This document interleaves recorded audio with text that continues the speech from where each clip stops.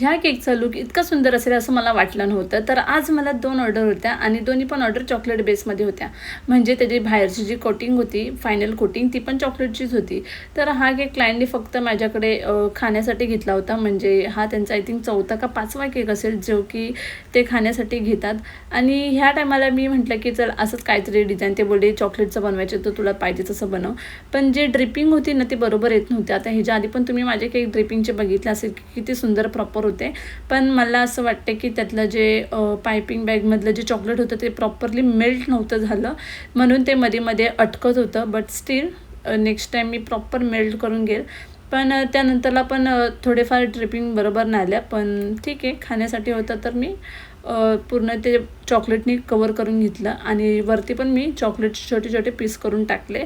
कारण की खाण्यासाठी हवं होतं तर अजून काय डिझाईन करू मला काय समजत नव्हतं. आणि मग मी अजून पायपिंगची जर डिझाईन केली असते तर पूर्ण क्रीम क्रीम झालं असतं. तर मी तेवढंच ठेवलं. आणि जो हा वाला केक होता तर क्लायंट जेव्हा मला सांगत होते की तू अशा पद्धतीने केक बनव, तर मला काही इतकं पटलं नव्हतं की कसा वाटेल कसं काय. पण क्लायंटची डिमांड होती, आपण काय बोलू नाही शकत.